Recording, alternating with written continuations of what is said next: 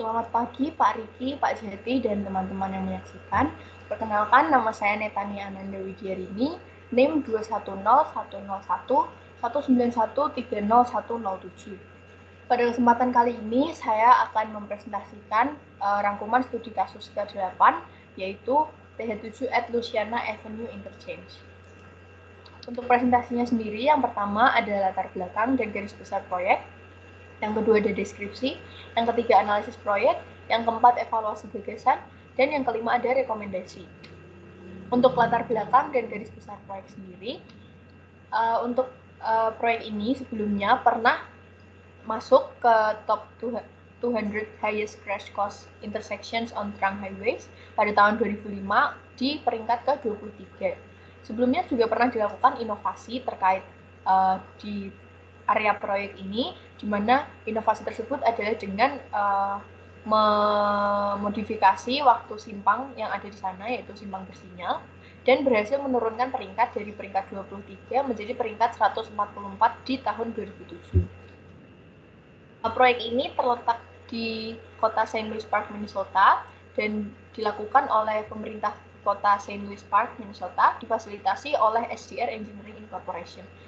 Untuk proyek yang pembangunan penggantian menjadi interchange ini, analisis value engineering-nya dilakukan pada tanggal 10 sampai 13 Agustus 2010. Untuk proyek ini sendiri, garis besarnya adalah menghilangkan simpang bersinyal di TH7 dan Louisiana Avenue, kemudian menggantinya dengan simpang tak sebidang atau interchange. Tujuan dari proyek ini sendiri, kondisi operasional yang semakin memburuk, di mana kecelakaan semakin banyak dan juga kemacetan semakin tinggi. Kemudian selain itu juga untuk meningkatkan keleluasaan pengguna sepeda dan pejalan kaki, serta membantu perkembangan ekonomi. Untuk kebutuhan yang mendorong pengajuan proyek sendiri ada 4. Yang pertama, peningkatan keselamatan kendaraan. Yang kedua, penjagaan mobilitas atau kapasitas lalu lintas.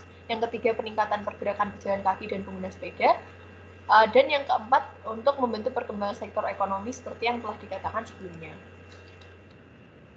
Selanjutnya untuk deskripsi proyek.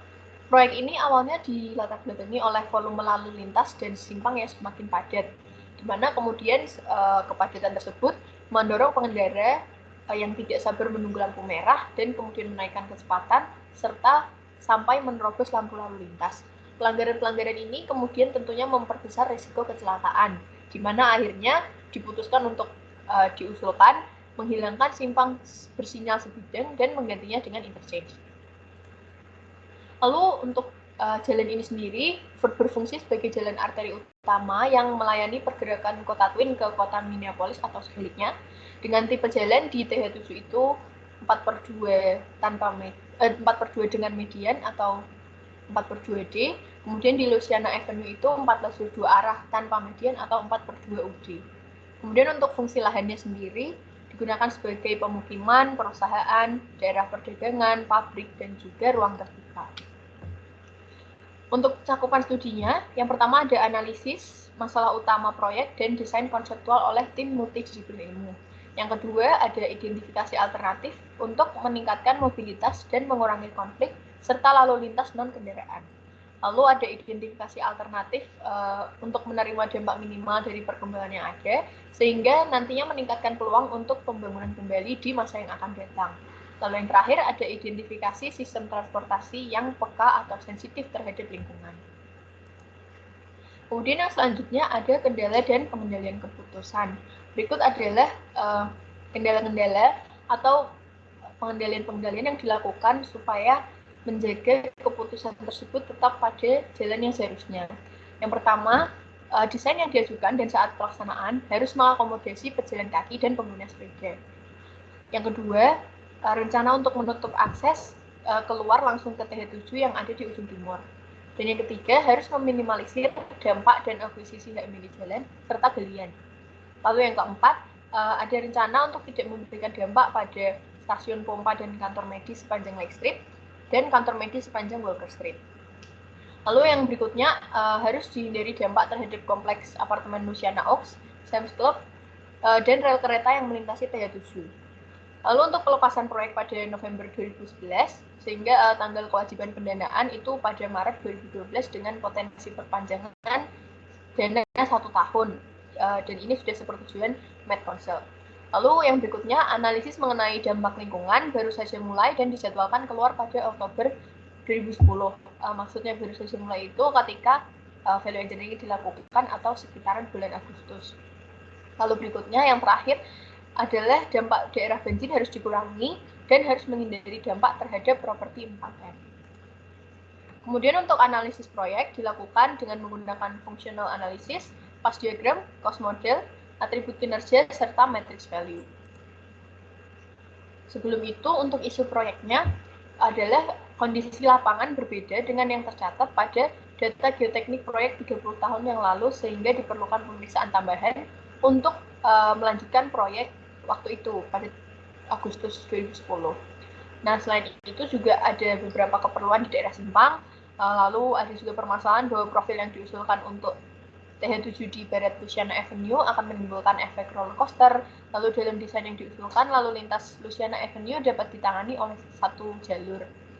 Kemudian kondisi lalu lintas yang sangat padat itu juga cukup harus menjadi pertimbangan saat tahap konstruksi. Lalu ada juga isu untuk rute bus panjang Walker Street, dan yang terakhir adalah siklus simpang bersinyal yang sekarang dinilai terlalu panjang. Kemudian berikut untuk analisis proyek berdasarkan cost modelnya dengan total biaya 19,8 juta sekitar itu, dengan masing-masing item dengan persentase yang sudah tertera seperti di gambar. Semisal item roadway itu 33% dengan biaya sekitar 6,5 juta dolar dan seterusnya. Dapat dilihat seperti pada tampilan. Kemudian yang selanjutnya adalah functional analysis, di mana functional analysis ini menjabarkan fungsi setiap itemnya. Contohnya di item jembatan itu fungsinya untuk menghubungkan jalan raya, lalu surfacing HMA atau perkerasan jalan itu fungsinya untuk menyokong beban, menambahkan lajur, memperluas jalan raya, dan untuk pekerjaan tanah itu fungsinya memindahkan tanah, lalu untuk dinding penahan itu penahan tanah, untuk bundaran itu fungsinya menjaga akses dan mengatur lalu lintas, untuk curb dan trotoar itu fungsinya membuat jalur pejalan kaki, untuk kontrol lalu lintas itu fungsinya melindungi pengguna, menyampaikan informasi dan menjaga lalu lintas, lalu untuk sistem lalu lintas sementara untuk mengatur lalu lintas. Berikut adalah fast diagram dari proyek ini, bisa dilihat langsung di layar. Ini lanjutan dari fast diagramnya. Kemudian ada juga performance attribute. Atribut-atribut yang dinilai diantaranya ada mainline operations, local operations, maintainability, construction impacts, environmental impacts, project schedule, dan risk, dengan persentase yang tertera pada layar. Kemudian untuk value matrix overall performance-nya, itu ada bisa dilihat di gambar, terdapat 5 rekomendasi dengan poin 1A, dengan poin 1 itu dibagi menjadi 3, yaitu ABC, lalu ada poin 2, 3, 4, dan poin 5 ada 2, yaitu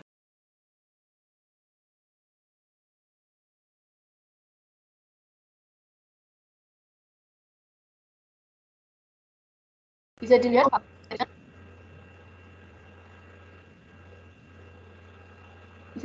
untuk value matrix-nya sebagai berikut.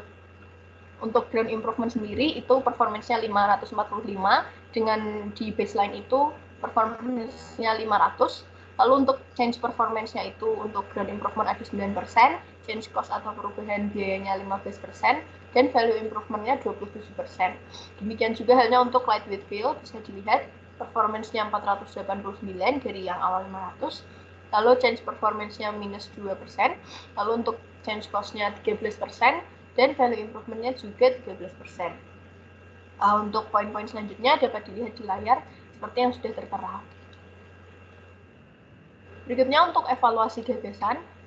Untuk penilaian gagasan sendiri terdiri dari 6 nilai, yang mana mulai dari 0, 1, 2, 3, 4, hingga 5. Di mana nilai 5 itu berarti peningkatan nilai signifikan, lalu nilai 4 itu peningkatan nilai atau value-nya baik, kemudian untuk nilai 3 itu berarti nilai value sama dengan konsep awal. Lalu untuk nilai 2 itu berarti terjadi penurunan value walaupun hanya secara minor. Lalu untuk 1 itu berarti terjadi penurunan value signifikan. Dan yang untuk nilai 0 itu berarti kekurangannya sangat fatal. Untuk form evaluasi gagasan sendiri dapat dilihat di layar. Untuk gagasan nomor 1 itu menggunakan teknologi untuk memperbaiki kondisi tanah daripada menggali kotoran, itu mendapat nilai 4 dengan parameter seperti yang sudah dijelaskan tadi. Lalu untuk nomor 2 jembatan darat itu mendapatkan nilai 2 dan seterusnya. Ini berikutnya untuk gagasan yang kelima sampai yang ke-17 bisa dilihat di layar dengan nilai-nilai yang sudah tertera dan komentar dari tim Value Engineering. Lalu berikutnya untuk poin 15 sampai 23. Lalu ada poin 24 sampai 31. Dan yang terakhir ada poin 40 sampai 44 serta beberapa skenario, yaitu dari skenario 1, 2, 3, dan 4. Selanjutnya untuk rekomendasi, didapat 8 rekomendasi, di mana penghematan biayanya itu sekitar 3,9 sampai 5,1 juta dolar dan peningkatan nilainya itu sekitar 7 sampai 11%. Kemudian untuk strategi implementasi bisa dilihat di tabel seperti yang tadi sudah dikatakan bahwa ada beberapa rekomendasi yaitu dari poin 1 hingga 5 dan ada 3 skenario yaitu skenario A, B, dan C. Di mana skenario A itu mencakup rekomendasi 1, 2, 3, dan 4 sebagai konsep dasar dengan penghematan biaya 4,1 juta dan peningkatan performa 8%. Lalu untuk skenario B mencakup rekomendasi 1, 2, dan 4 dengan konsep dasar dan menambahkan tight urban diamond interchange atau poin 5A dengan penghematan biaya sebesar 5,1 juta dolar dan peningkatan performa 7%. Lalu untuk skenario C mencakup rekomendasi 1, 2, dan 4 dan menambahkan single roundabout interchange dengan penghematan biaya 3,9 juta dolar dan peningkatan performa sebesar 11%.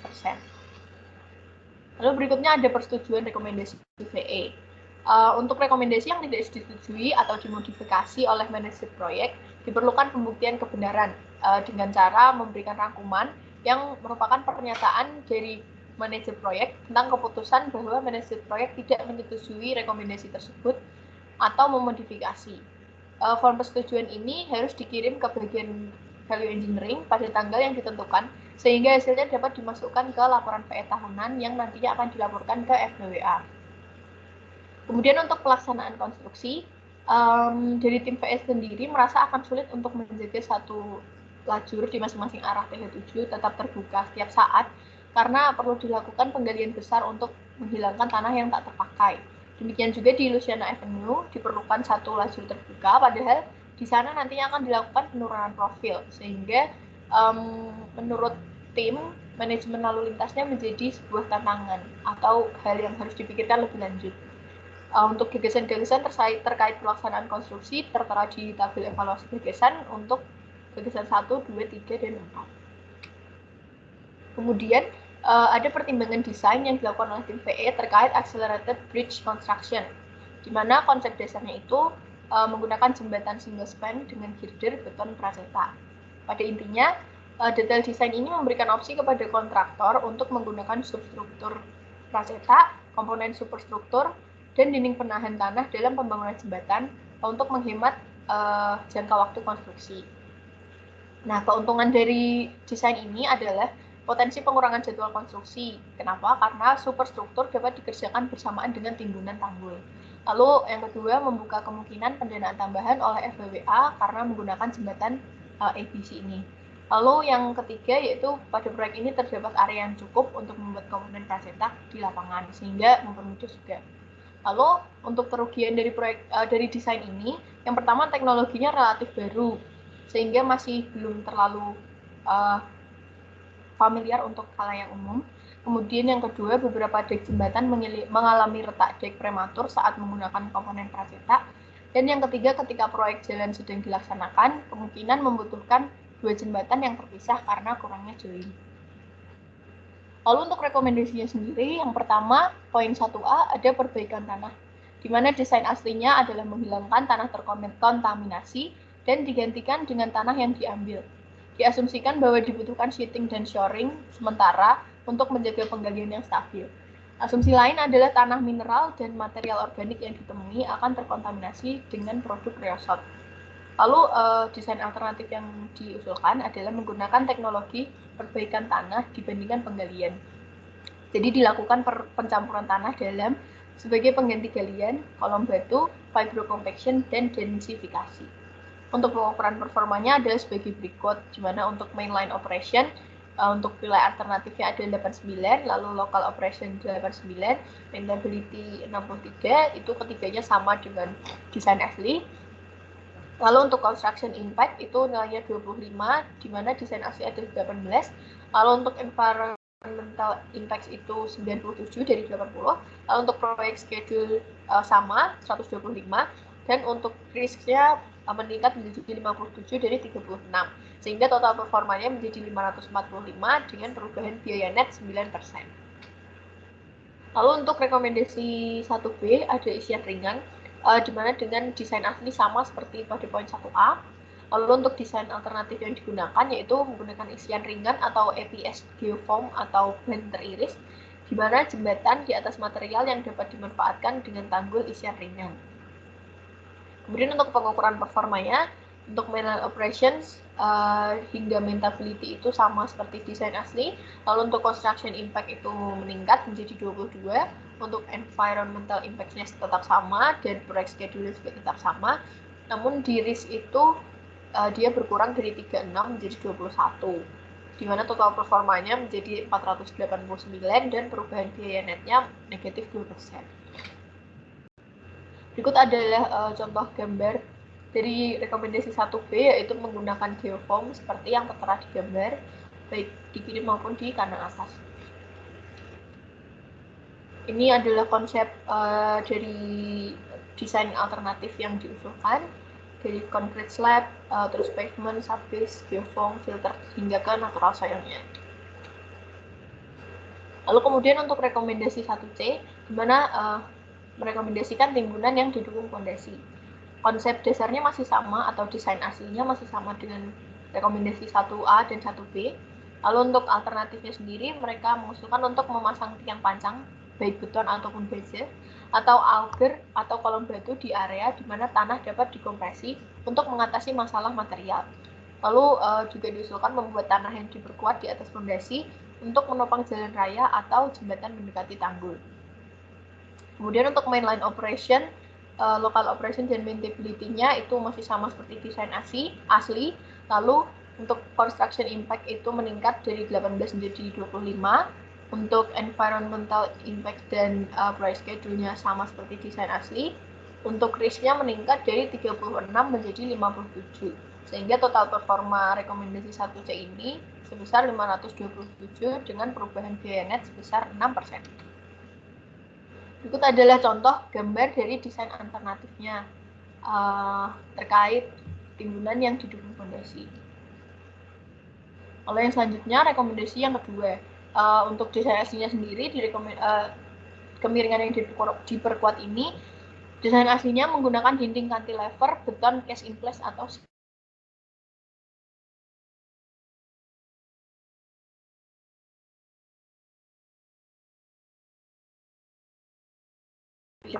dengan izin hak milik jalan.